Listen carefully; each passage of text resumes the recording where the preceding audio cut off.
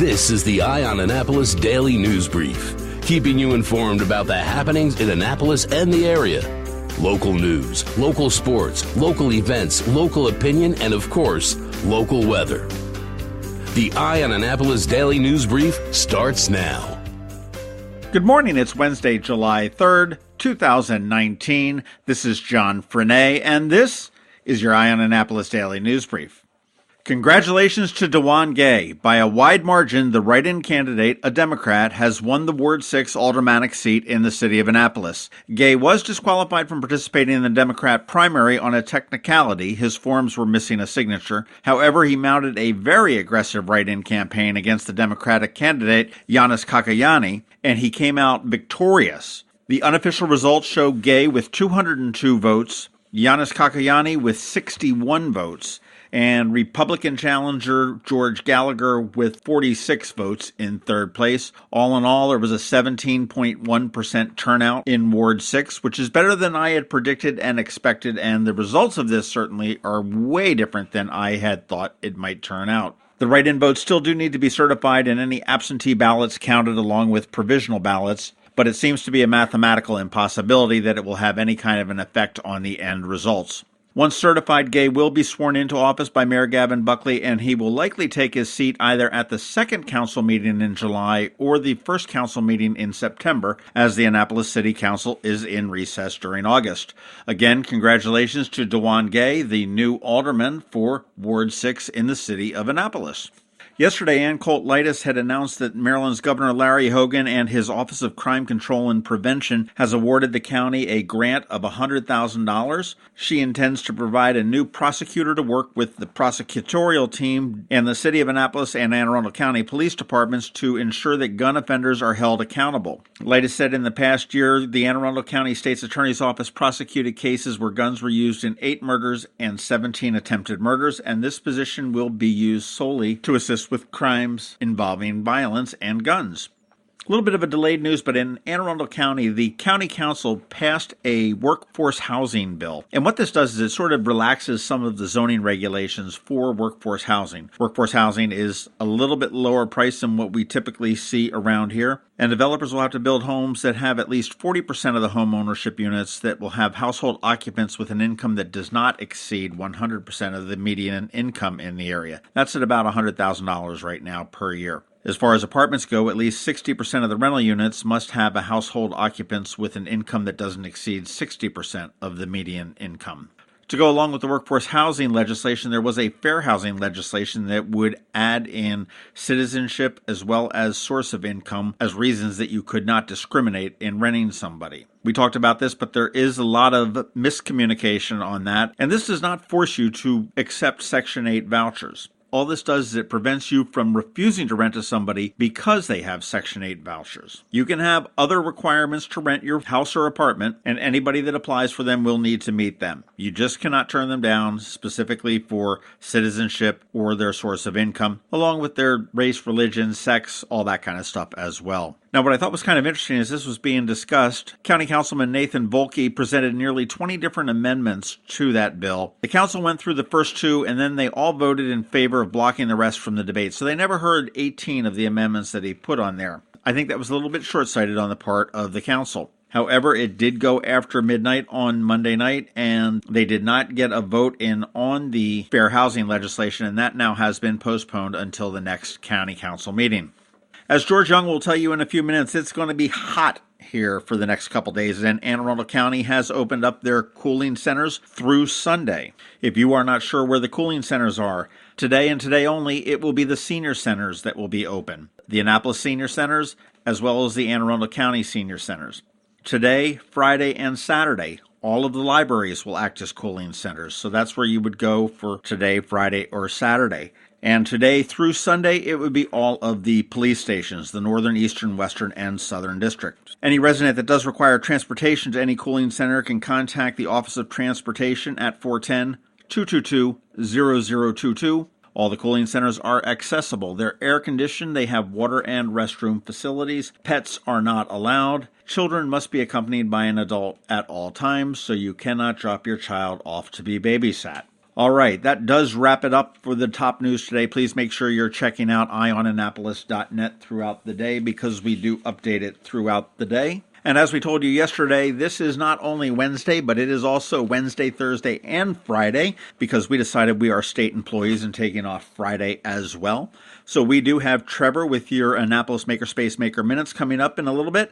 And of course, as we always do, we have George Young with your local DMV weather forecast. And we're going to have our picks for things to do this weekend, which will include the 4th of July. Hang tight. All that coming up in just a second. Here's to the teacher who spends her weekend helping children who need a little extra attention. To the soldier who missed the birth of his baby while serving overseas. To the EMT working full-time and taking night classes. To the police officers and firefighters working long hours away from their families to keep our families safe. Here's to you, our hometown heroes. I'm Alan Hyatt, Chairman and President of Severn Bank, and we know there are many heroes among us, men and women who serve without expecting anything in return, which is why we're honored to offer our Hometown Heroes program to educators, law enforcement officers, firefighters, first responders, healthcare workers, and military personnel. Whether you're opening a checking account or buying a new home, we're here to give back to you. Learn more about our Hometown Heroes program at severnbank.com. Severn Bank, here with you. Member FDIC, Equal Housing Lender. Going out? You need the most up-to-date local weather. Here's George Young from DMV Weather in Annapolis with today's forecast. Hey everyone, this is George with DMV Weather, and this is your Eye on Annapolis forecast for Wednesday, July 3rd. Temps across all of Arundel County jumped back into the 90s yesterday, and they'll likely stay there today through Saturday or Sunday as high pressure continues to dominate much of the eastern half or even two-thirds of the country. Therefore, look for highs today through the weekend to stay in the 90s each day, and also expect possible PM thunderstorms each day, as well as heat and humidity bring a daily chance of convective storms across the region. So be sure to stay tuned for updates from Eye on Annapolis and DMV Weather, as storms could impact various fireworks shows and other outdoor events tonight through the weekend as we move into the holiday mode for the next several days. Okay, that's it for today. This is George Young of DMV Weather. Make it a great long holiday weekend out there, and be sure to get our free app on all of your devices by searching for DCMDVA Weather in the Apple or Google App Stores, and also follow us on Facebook and Twitter and on our website at dmvweather.com so you can always stay weather informed. Have you ever been to the Annapolis Mall when it opens for the day? Maybe you've noticed the line of folks waiting to get into the Apple Store. As you may know, I'm a Mac user, and today's episode of the Daily News Brief, in fact, all of the episodes of the Daily News Brief have been produced right here on my Mac computer. What you might not know about is Macmedics. They were founded here in Annapolis in 1989, and they are an Apple-authorized premium service provider, the only one in the Baltimore, Annapolis, D.C. area. And what that means to you is that they repair all Apple devices, including the iPhone screens and batteries, all without an appointment. And most repairs are done the same day, usually within 2 hours. They also sell everything except the iPhone and the watch for the same price as Apple. I don't know why you would go anywhere else. Give them a call at 410-757-MACS, or if you're not into the whole letter thing, 410-757-6227. Stop by their retail store in Severna Park on Benfield Road, or their service center in Lanham, right off of Route 50. Or you can always check them out online at macmedics.com. I'll tell you, they've saved me quite a few times, and I know they can save you. Every week, makers, crafters, and educators hold events all over the area. Highlighting some of those, here's our Maker's Minute, brought to you by Annapolis Makerspace. Hey, this is Trevor from Annapolis Makerspace with this week's Maker Minutes. This weekend, both Saturday and Sunday, at the Jug Bay Wetland Sanctuary, is their Citizen Science Open House. Explore the amazing volunteer opportunities at Jug Bay. The open house includes stations describing roles with animal husbandry, box turtle telemetry, bird counts, pollinator monitoring and inventory, canoe trip leading, vernal pool ecology, naturalist, visitor center roles, and many more. Sunday in Annapolis is this month's first Sunday Arts Festival. Always a great chance to get downtown and check out some great local artists. This week at the Chesapeake Children's Museum, on Sunday is a teddy bear tea party. Bring a fuzzy friend for iced tea and lemonade. They'll be making festive party hats. And also, all next week, they're having their kitchen convo, where they'll be teaching American Sign Language while you cook and dine on pita pizzas, banana ice cream, turkey meatballs, deviled eggs, fruit kebabs, and lots of fresh veggies. This is for ages 5 to 10, and of course the accompanying adults. And also don't miss Chesapeake Children's Museum's weekly Thursday Creek Critters, Nature Walk, and their Friday Art and Story Time. All next week at Whole Foods in Annapolis is their Culinary Camp Session 1 for ages 9 through 17.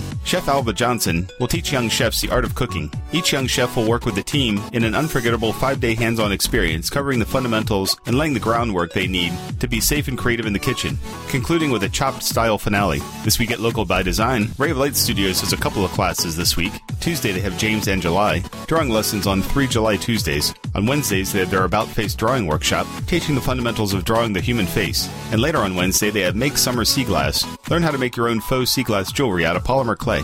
This week at Art Farm in Annapolis, on Tuesday they're having a sketch night with the theme of Blacklight by the Bay. This is a monthly sketch night. This month Charles Lawrence from FinArt will lead the show with a bay-themed still life lit with black lights. Neon pencils and black paper will be available, or you can bring your own Dayglow paints, watercolors, or markers. If you want to sip while you work, feel free to BYOB. On Wednesday at Art Farm is their Adult Intro to Improv Summer Camp. This 10-week course continues and offers a different standalone lesson each week. Jump in and out as often as you like. You won't miss out. And all next week at Art Farm, celebrating their 6th year, the Fearless Girls Photo Camp is back. For beginners ages 10 through 13, this week-long camp will discuss what it means to be a fearless photographer, build confidence in young photographers, and have interactive demos and go out into Annapolis and try different shooting techniques. Next week at Pongo's Learning Lab and Coder Kids Club in Crofton, they have 2 great summer camps. Their first one is their Coder Kids Camp. This camp is pretty much all code all the time. Kids will be evaluated on the first day of camp to find out what their interests are and their experience.